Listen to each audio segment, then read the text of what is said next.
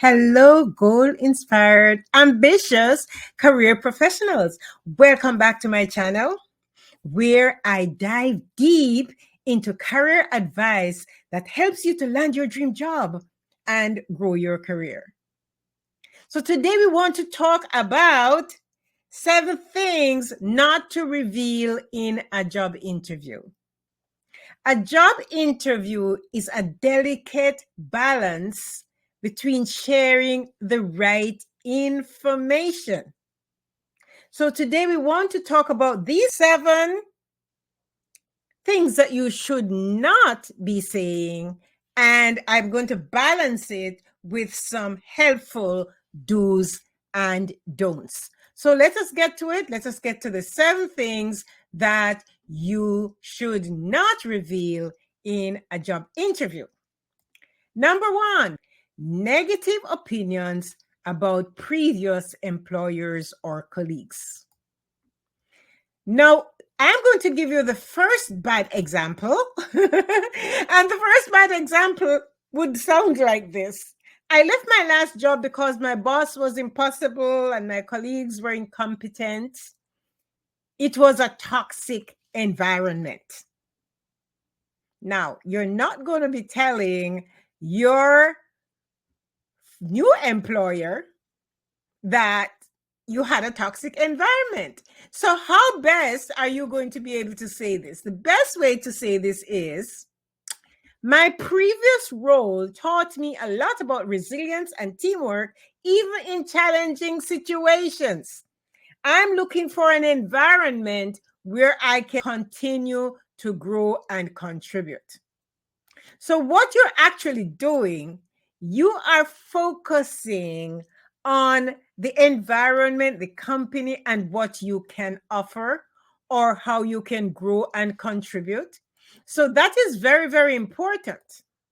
What you are actually doing with that second approach is that you are turning a negative into a learning experience.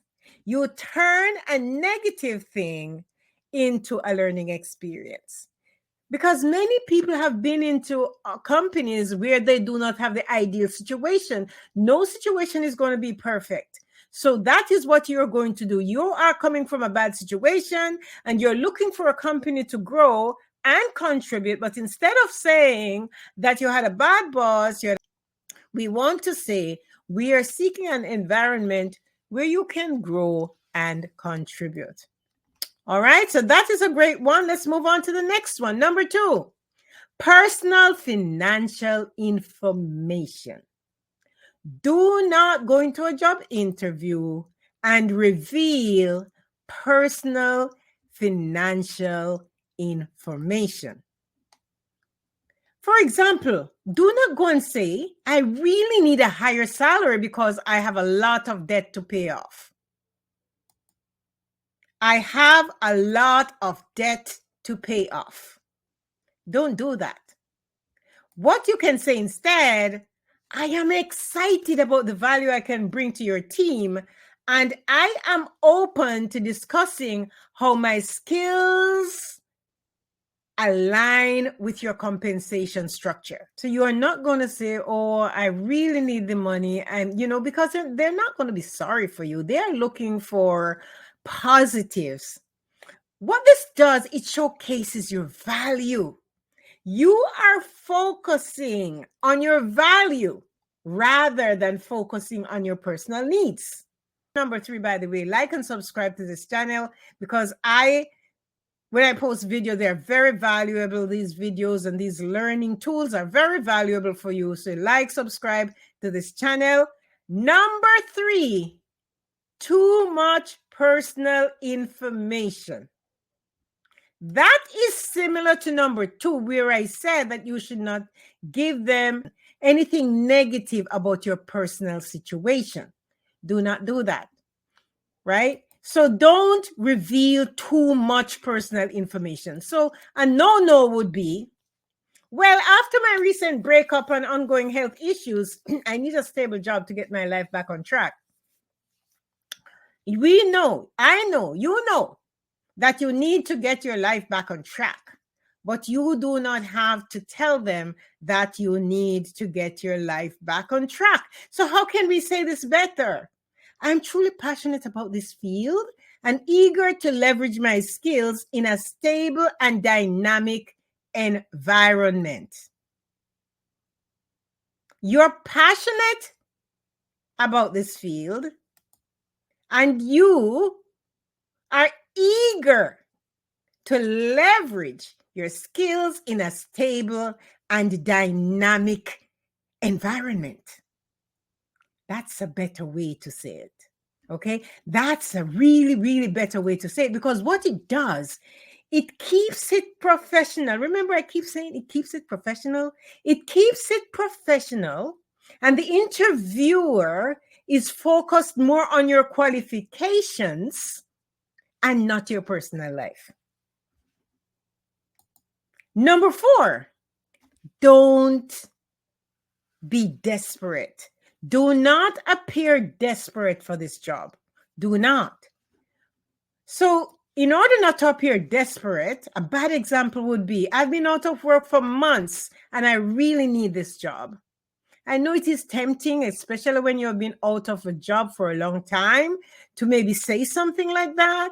But a good thing to say would not be that you're out of work and you really, really need this job. A better way to say it is, I am interested in this role because it aligns perfectly with my skills and career goals. I'm excited about the opportunity to contribute to your team's success. This is very, very important. Show them that you are interested in the role that aligns with your skills and your experience, and you are ready to contribute to this environment, to this company, to this job, right? So you are excited about the opportunity to contribute to the team's success. Make sure you talk about team, you talk about success, and things of that nature. So what this does for you, number 4 here, be enthusiastic, is that enthusiasm is key, but desperation can be a turnoff. You do not want to sound too desperate. So you're aiming for confident interest. You are aiming for confident interest. That is very, very important. So let's get to the next slide. Political or controversial opinions. This is very, very important, because we're in a political environment with the wars going on and with all the elections. It is very important that when you go to a job interview, you don't talk politics. A bad example would be, it is important to discuss how the company handles political issues because I'm very active in my party, or you're going to talk about some activism that you're doing. Do not bring in any activism. Do not talk about political situations. Nothing that is going to be negative. Stay away from religion. Stay away from politics. Stay away from activism. Okay? And a better way to say this would be, I'm interested in how the company fosters an inclusive environment. Can you share more about the initiatives in this area? It's good because most companies know that they should be fostering an inclusive environment. It is also important that you understand what is going on in society, what is going on in the news, because they have stopped talking about diversity, equity, and inclusion. They have wrapped all that into inclusiveness, because diversity and equity part of it has become very controversial in the United States. Number 6, you do not want to appear non-committed. And what do I mean by appearing non-committed? You do not want to reveal any long-term plans that you have that will take you away from the job or anything like that. So let us talk about it. A bad example would be, I'm just looking for something to tie me over until I start my own business next year, or I'm looking for something to tie me over to my next vacation, or I'm looking for something to tie me over until I get a job so I can be a nomad. Nothing that is going to tell them that you are not going to be around for long, because it is very expensive to hire. It is very expensive to hire. And when companies invest in hiring somebody, they want you to be there for maybe 4 years or so. But at least they would want you to be there for 2 years, when they can get back some return on their investment, because a lot of investment goes into hiring. So that is important for you to know. So you can say that you're eager to grow with a company that values innovation and development. And I see this role as a great opportunity to deepen my expertise and contribute in the long term. You have to make it sound that you're going to be there for a long time, even if you know that in 2 years you're looking to do something else or to move on to something else, because we do not know, and you cannot be sure what is going to happen in the long term. So don't start applying for a job and thinking, I'm going to take this for a short term, and I'm going to tell them, because they have a choice to hire you or to hire somebody else. And what this does, it keeps it neutral. Showing commitment can make you a more attractive candidate to potential employers, because employers are looking for loyalty. Although I see a lot of people on LinkedIn and elsewhere saying that companies are not loyal anymore, but you're looking for a job. So you have to show that you are loyal, especially if your resume is a little bit choppy. For some people who have long stays at jobs, 4 years, 3 years, 5 years, it is already showing on their resume that they're totally committed to staying in one place. But especially when you have a choppy, like short-term assignments and all that, and you're not a contractor, you're a permanent employee. That's the difference. You're a permanent employee. People expect you to stay for, used to be, say, 4 years, for at least 2 years. So the next one is number 7. Lies. Do not lie or over-exaggerate. Do not lie or over-exaggerate. And I'm going to give you an example. And this one, you'll have to read off the screen because it's a technical example. And this example says, I'm proficient in Python, Java, and C++. When you know that you only have the basics. A better way is to say, I have beginner level experience in Python and Java, and I'm eager to expand my programming skills. So you can say that you have beginner level experience.